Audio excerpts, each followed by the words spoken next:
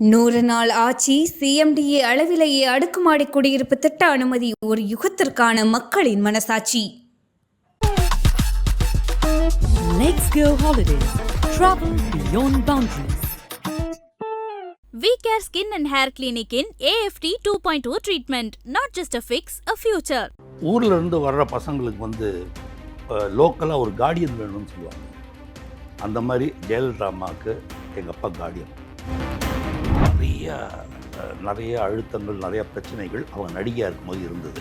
நான் டீட்டெயில் பேச முடியாது. அந்த நேரங்களில் செல்வி ஜெயலலிதா அவர்கள் ஃபோன் பண்ணி இப்படியெல்லாம் செய்கிறாங்க அப்படின்னு கம்ப்ளைண்ட் பண்ணது எங்கள் அப்பாட்ட.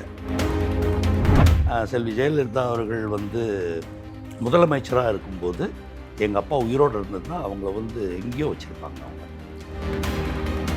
என்ன காரணத்துக்காக எம்ஜிஆர் சார் வந்துட்டு கண்ணதாசன் ஐயாவுக்கு பிடிக்காம போச்சு? நல்ல சண்டை, பெரிய சண்டை நடந்தது. பெரிய சண்டை நடந்தது. இவங்க 2 பேர் படங்கள்ல இருந்து தான் நமக்கு பாட்டு வரணும். இவங்க 2 பேர் படங்கள்ல இருந்து தான் நமக்கு சம்பளம் வரணும். இவ்வளோ பெரிய குடும்பம் இருக்குன்னு யோசிக்கவே மாட்டேன். ஒரு 10,000 பேருமா எங்கள் அப்பாவுடைய அந்த இறுதி ஊர்வலத்தில் முன்னாடி வந்து எம்ஜிஆர் நடந்து போனார். அதை சொன்னார் வந்து கட்சி ஆரம்பித்தா 2 வருஷம் தான் ஆகுது. 2 வருஷம் ஆன கட்சிங்கிறனால தான் அந்த கட்சிக்கு ஓட்டு.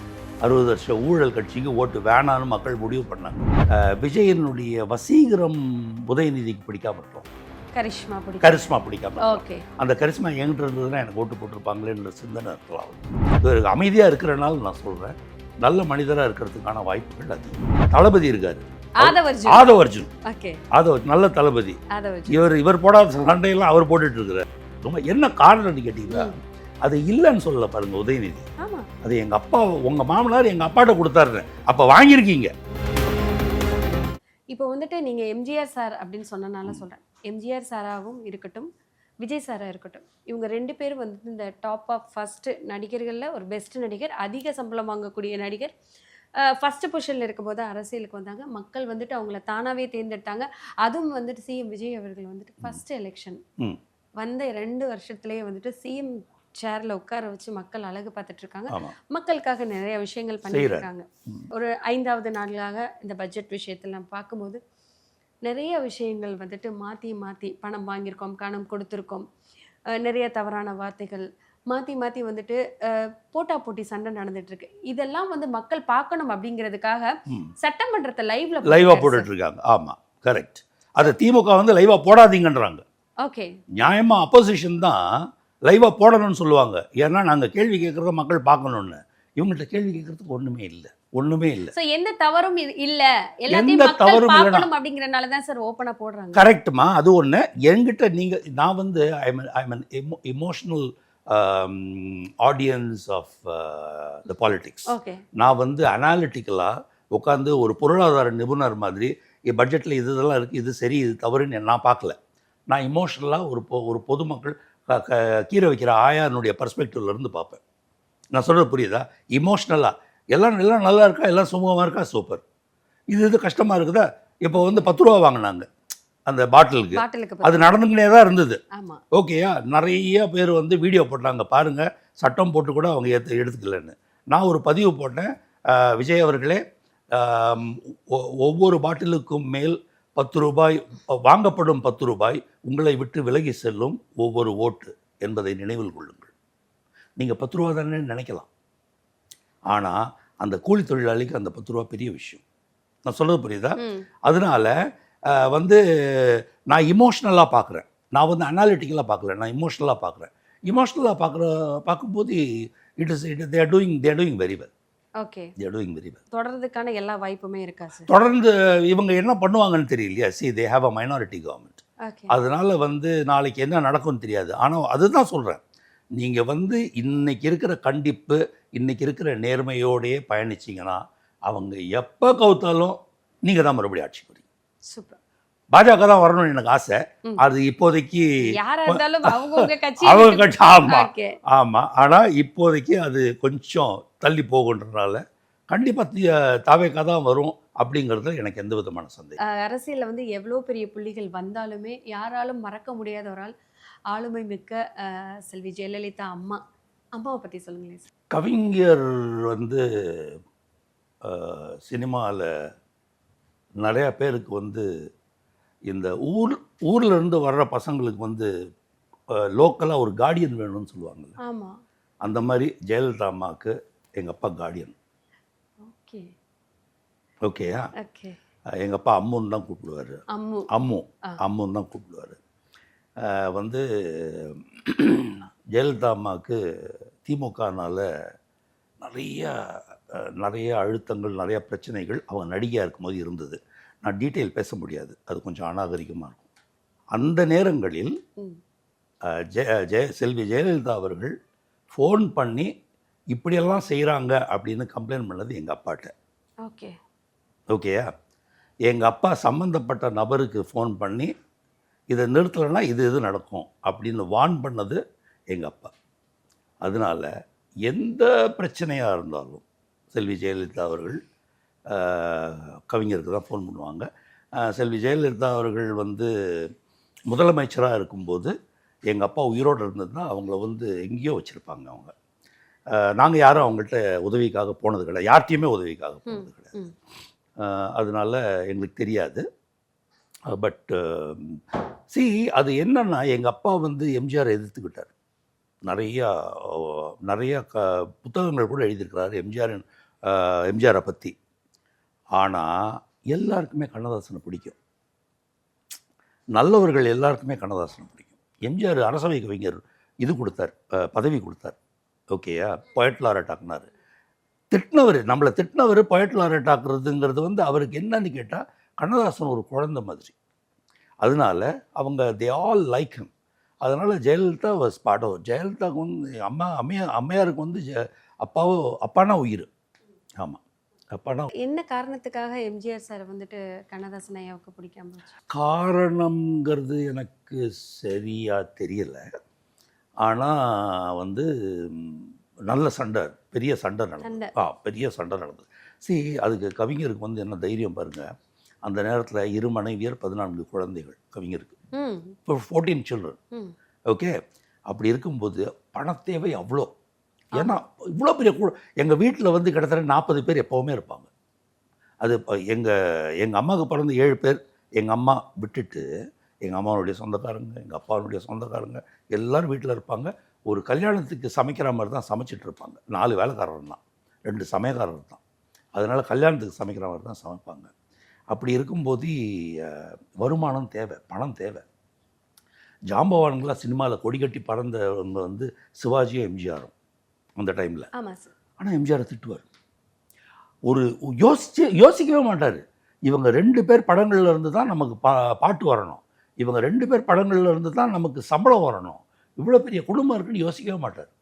ஏதாவது ஒரு பிரச்சனை திட்டிட்டு புஸ்தகம் போட்டுடுவார். புஸ்தகம் போட்டுட்டு பயங்கர கோபத்தில் இருந்தார். எம்ஜிஆரையும் பிடிக்காம கருணாநிதியும் பிடிக்காம இருந்தது. எம்ஜிஆர் படங்களில் பாட்டு எழுதுறத சான்ஸ் வர்றது நின்று போச்சு. வர்ற பணம் சிவாஜி படங்கள்லேருந்து வர்ற பணம் அது இல்லைன்னா தேவர்கிட்ட போய் பணம் கேட்பார். ஒரு தயாரிப்பாளர் MMA சின்னப்பா தேவர்கிட்ட போய் பணம் கேட்பார். அவரும் அள்ளி கொடுப்பார். என்ன காரணத்தினால சண்டை வந்ததுன்னு தெரியாது. ஆனால் ஒரு நேரத்தில் வந்து எம்ஜிஆரினுடைய பெருந்தன்மை, எம்ஜிஆருக்கு இருக்கிற குவாலிட்டிஸ் இருக்குது பார்த்தீங்களா, ஆஸ் அ ஹியூமன் பீயிங். அவர் சின்ன வயசில் வந்து சாப்பாட்டுக்கு கஷ்டப்பட்டவர். அவருடைய வாழ்க்கையில் ஒவ்வொரு நகர்வுலேயும் அந்த மனிதாபிமானம் இருக்குது பார்த்தீங்களா, அந்த மனிதாபிமானம் தெரியும். அவருடைய வீடு, அவருடைய தோட்டத்தில் கூரை போட்டு பெரிய கல்யாண பந்தல் மாதிரி சாப்பாடு நடக்கும். யார் வந்தாலும் முதல்ல சாப்பிட்டுட்டு போய் தான் வந்து பார்க்கணும். அவரை சிஎம்மாக இருக்கும்போது கூட அவருடைய அந்த மனிதாபிமானம், நல்ல பண்பு, அந்த பண்புனால தான் அவர் என்ன பண்ணார், என்ன பண்ணி தொலைக்கிறது, இந்த மனுஷன் மாதிரி வேறு யாரும் பாட்டு எழுத மாட்டேன்றாங்க, கண்ணதாசன் மாதிரி. அதனால இவர்கிட்ட நம்ம போய் விழுவன்னு சொல்லி அரசவை கவிஞர். எங்கள் அப்பாவும் குழந்தை மாதிரி, ஐயோ நம்ம திட்டிகிட்டு இருக்கோம், நம்மளை கூப்பிட்டு இப்படி பண்ணிட்டாருன்னு சொல்லிட்டு எங்கள் அப்பாவும் பயங்கர ஃப்ரெண்ட் ஆகிட்டார். எங்கள் அப்பா இறந்த போது அப்போல்லாம் வந்து இந்த வீடியோ கேமரா கூட இல்லை, ஒன்லி 35. ஒரு ஒரு ஒரு 10,000 பேருமா எங்கள் அப்பாவுடைய அந்த இறுதி ஊர்வலத்தில் முன்னாடி வந்து எம்ஜிஆர் நடந்து போனார். பல பேர் சொல்லுவாங்க எம்ஜிஆர் கண்ணதாசனை விலைக்கு வாங்கிட்டாருன்னு சொல்லுவாங்க. ஆனால் செத்த பிறகு ஒரு மனுஷனை விலைக்கு வாங்க வேண்டிய அவசியம் கிடையாது. சிவனேன்னு அவன் போகிறபடி போகட்டும்னு வந்துட்டு மாலை வச்சுட்டு கூட போயிருக்கலாம். ஆனால் அவர் தொடர்ந்து அந்த இறுதி ஊர்வலத்தில் கண்ணமாப்பேட்டை வரைக்கும் நடந்து வந்தார் எம்ஜிஆர். இன்னைக்கு வரைக்கும் ஃபோட்டோஸ் இருக்குது, வீடியோஸ் வந்து 35 mm ஷூட் பண்ணி கொஞ்சம் வீடியோஸ் இருக்குது. இன்றைக்கி வரைக்கும் கேளுங்க. அது என்னன்னு கேட்டால் அவங்க 2 பேருக்கும் அப்படி ஒரு பரஸ்பரம், அப்படி ஒரு பாண்டிங் மனதால வந்துட்டு ஒரு ஆமாம். அவங்களும் குழந்தை, அவரும் நல்ல மனுஷன், ரொம்ப நல்ல மனுஷன். எம்ஜிஆர் மாதிரி ஒரு நல்ல மனுஷனை விஜயகாந்த் மட்டும்தான் கம்பேரபிள். விஜயகாந்த் மட்டும்தான் கம்பேரபிள், வேற யாருமே there is no way. Vijay sir சொல்றாங்க சார், அவருடைய அட்மினிஸ்ட்ரேஷனை பற்றி என்னால் பேச முடியும். என்கிட்ட அவர்கிட்ட பிடிச்ச இன்னொரு குவாலிட்டி என்னன்னு கேட்டிங்கன்னா, ரொம்ப குவாய்ட். எனக்கு இந்த அமைதியாக இருக்கவங்கள ரொம்ப பிடிக்கும். என்னன்னு கேட்டிங்கன்னா, ஆன்மீகத்தில் என்ன சொல்லுவாங்க, நீங்கள் வந்து ஞானம் அடைந்தவர்கள் வந்து அவங்களுக்கு எதுவுமே உலகத்தினுடைய சத்தம் இருக்குல்ல, அது எதுவுமே உள்ளே போகாது, கேட்காது, உள்ளே போகாது, கேட்கும், அது காதுக்கு கேட்கும், அவங்களுக்கு உள்ளே போகாது, அவங்க மௌனத்திலே இருப்பாங்க. அதனால் ஞானிகளின் அந்த குறியீடு இருக்குது பார்த்தீங்களா, அந்த குறியீடை நான் படத்தில் நடிச்சேங்கிறனால சொல்கிறேன். அவர் ஷார்ட் முடிஞ்சோன்னு போய் உட்காந்துருவார். அவர் பாட்டு கம்மன்னு இதை பல பேர் சொல்லிட்டாங்க, ரொம்ப அமைதியாக இருப்பார். எனக்கு அமைதியாக இருக்கவங்கள ரொம்ப பிடிக்கும். காரணம் என்னென்னா, ஆழமாக இருப்பாங்க. they'll be deep human beings. Okay, அதனால் இவர் நல்லவராக இருக்கிறதுக்கான வாய்ப்புகள் இருக்குது. அதில் எனக்கு தெரியாது, இவர் அமைதியாக இருக்கிறனால நான் சொல்கிறேன், நல்ல மனிதராக இருக்கிறதுக்கான வாய்ப்புகள் அதிகம்.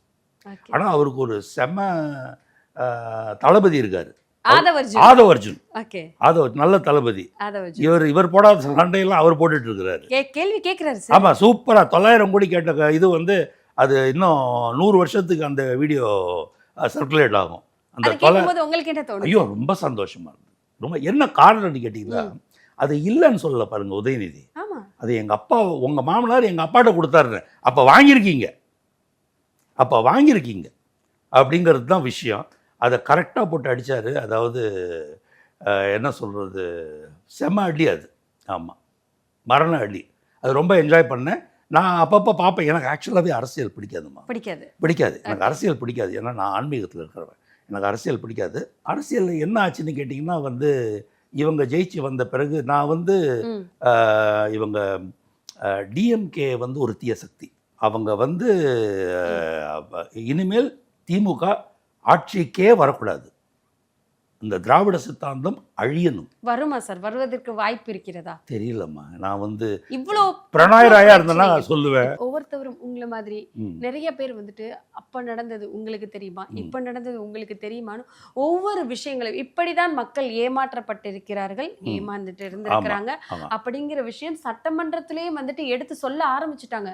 இந்த 900 கோடி இவ்வளவு காசுகளை கேட்டதுக்கு அப்புறம் எங்க காசுகளை வச்சு இப்படியா விளையாண்டு ஒரு விஷயம் மக்களுக்குள்ள தோண ஆரம்பிச்சிருக்கு. நல்லா அதில் பியூட்டி என்னன்னு கேட்டிங்கன்னா, ஜென்சி வந்து they never get involved in politics. Sir எனக்கு ஒரு கேள்வி இருக்கு, ஸ்டாலின் சார் வந்து ஜென்சியை பகைச்சுக்கிட்டாரா? அதாவது அவங்க வந்து என்ன கொடுத்துருந்தாலும் விஜய்க்கு தான் ஓட்டு. சூப்பர். என்ன கொடுத்துருந்தாலும் அதான் மறுபடியும் சொல்கிறேன், விஜயின் வசீகரம். இதில் இன்னொரு விஷயமும் நீங்கள் பார்க்கணும். என்னன்னு கேட்டிங்கன்னா, ஒரு மெலிதான பர்சனாலிட்டி கிளாஷ் இருக்காங்க. விஜயனுடைய வசீகரம் உதயநிதிக்கு பிடிக்காம இருக்கலாம், கரிஷ்மா பிடிக்காம இருக்கலாம். அந்த கரிஷ்மா என்கிட்ட இருந்ததுன்னா எனக்கு ஓட்டு போட்டிருப்பாங்களேன்ற சிந்தனை இருக்கலாம் அவருக்கு. ஓகேயா? அதனால இது வந்து இந்த 2 காலேஜில் வந்து பசங்க நார்மலாக அந்த இது இருக்கும், அந்த மாதிரி இவங்க விஜய்க்கு அது கிடையாது. Vijay knows that he is Tendulkar of cricket. He is என்ன சொல்கிறது, ஸ்டார் ஆஃப் தமிழ் சினிமா. அவருக்கு தெரியும், அவருக்கு எந்த விதமான குழப்பமுமே இல்லை. இவருக்கு இருக்குது. என்ன காரணம்னு கேட்டீங்க. இப்போ கூட ஒரு விஷயம் நோட் பண்ணா, சட்டமன்றத்தில் எல்லாரும் உட்காந்து கேள்விகள் கேட்டுட்டு இருக்கும்போது அவர் பின்னாடி தான் எல்லாருமே மாற்றி மாற்றி பேசிட்டு இருப்பாங்க. அப்புறம் கூலாக கை கட்டிட்டு, ஆமாம், இப்படி கை வச்சுட்டு அங்கேயும் கம்முன்னா இருக்காரு. ஒரு மிஸ்டர் கூல் அப்படி. ஆமாம், ரொம்ப கூலாக இருக்கு. ஆமாம், அவர் கூலாக இருக்கார் பார்த்தீங்களா, அதுதான் அவருடைய original character. he doesn't talk, he doesn't எல்லாத்தையும் உள்வாங்கிப்பார். ஆனால் he doesn't talk. அதுக்கேற்ற மாதிரி மற்றவங்க பேசுகிறாங்கன்னு வச்சுக்கோங்க, ராஜ்மோகன்லேருந்து எல்லாருமே நல்லா பேசுகிறாங்க, எல்லாம் தெளிவாக பேசுகிறாங்க. ஆதவர்ஜுனால இருந்து ஸோ அவருடைய கரிஸ்மா ஆக்சுவலாக இப்போ அரசியலுக்கு வந்துட்டு கொஞ்சம் தாடி கிடி ஷேவ் பண்ணாமலாம் வராரு. அது ஸ்டைலா தான் சார் இருக்கு. அதுவும் ஸ்டைலாக பார்த்தீங்களா மாசாக இருக்குது. உங்களெல்லாம் பிடிச்சிருக்கு பாருங்க. ஆக்சுவலாக அவர் சினிமா ஷூட்டிங்க்கு வந்த மாதிரி வந்தாங்கன்னு வச்சுக்கோங்க, அங்கே வேலையே நடக்காதுங்க, சட்டசபையில் வேலையே நடக்காது. ஆமாம், எல்லாரும் அங்கே இப்போ டிஎம்கே காரெல்லாம் ஐயோ இவர் எதிர்த்து என்ன பேச போகிறோன்ற மாதிரி ஒரு ஃபீலிங் இருக்கும். ஸ்மார்ட்டா வருவார். ஆமாம், கரிஸ்மா. நிறைய பேர் சொன்னாங்க ஒரு நடிகன் சில வார்த்தைகள் எல்லாம் சொல்லி அரசியலுக்கு வந்தா வந்துட்டு அவருக்கு அரசியலை பத்தி என்ன தெரியும், கூட்டமெல்லாம் ஓட்டாகாது, மேடையில கூட பேச தெரியல, இவரெல்லாம் என்ன அரசியல் பண்ண போறாரு, சரியான அமைச்சர்களை தேர்ந்தெடுக்கவில்லை, கேள்விக்கு அவங்களுக்கு என்ன கேள்வி கேட்க தெரியும், அவங்களுக்கு சட்டத்தை பத்தி என்ன தெரியும், அரசியலை பத்தி என்ன தெரியும், பட்ஜெட்டை பத்தி என்ன தெரியும், அப்படி நிறைய கேள்விகள் எழுந்த போது இன்று தொடர்ந்து பட்ஜெட்டுக்கான சில விஷயங்கள் வந்து சட்டமன்றத்துல டெய்லி மீட் பண்ணிட்டு இருக்காங்க. ஆளுங்கட்சியும் எதிர்கட்சியும் நிறைய கேள்விக்கான பதில்கள் அமைச்சர்கள் எடுத்து கொடுத்துட்டே இருக்காங்க. பதிலுக்கு பதிலடி. அதாவது சரியான ஆளதான் தேர்ந்தெடுத்திருக்காங்க. அதுதான் பியூட்டி. என்னன்னா இவங்களுக்கு என்ன தெரியும் அப்படின்னு இவங்க கேட்குறாங்க பார்த்தீங்களா. எல்லாம் தெரிஞ்ச நீங்க அதுல எப்படி ஊழல் செய்யலாங்கிறதான் யோசிக்கிறீங்கன்றனாலேயே எதுவும் தெரியாதவங்க தான் இவங்களுக்கு ஆட்சிக்கு வரணும்னு இவங்களுக்கு ஓட்டு போட்டிருக்காங்க. நல்லா கவனிங்க. அதுக்காக இவங்களுக்கு எதுவும் தெரியாதுங்கிறது இல்லை. உதய் சொன்னார வந்து கட்சி ஆரம்பிச்சா 2 வருஷம் தான் ஆகுது. 2 வருஷம் ஆன கட்சிங்கிறனால தான் அந்த கட்சிக்கு ஓட்டு. 60 வருஷம் ஊழல் கட்சிக்கு ஓட்டு வேணான்னு மக்கள் முடிவு பண்ணாங்க. அதனால தான் 2 வருஷமான கட்சிக்கு ஓட்டு. எனக்கு இப்போவே சட்டசபையினுடைய ஆக்டிவிட்டீஸை பார்க்கும்போது, நடவடிக்கைகளை பார்க்கும்போது ஆச்சரியமாக இருக்குது. இவங்க இந்த 8 மாதத்துக்கு முன்னாடி இவங்கெல்லாம் எம்எல்ஏ ஆவாங்க, மினிஸ்டர் ஆவாங்கன்னு அவங்க கற்பனை கூட பண்ணல. ஸோ அவங்க தயாரே ஆகலை. மாண்புமிகு பேரவைத் தலைவர் அவர்களேன்னு சொல்கிறது கூட அவங்க இங்கே வந்து தாங்க கற்றுக்கிட்டாங்க. நான் சொல்கிறது புரியுதா? திமுக சைடில் பார்த்தீங்கன்னா அவன் 10 வாட்டி ஜெயிச்சவன். ஓகே, ஆனால் இவங்க இங்கே அருமையாக பேசுகிறாங்க. 8 மாதத்துக்கு முன்னாடி வரைக்கும் அவங்க வந்து சிவிலியன் லைக் மீ.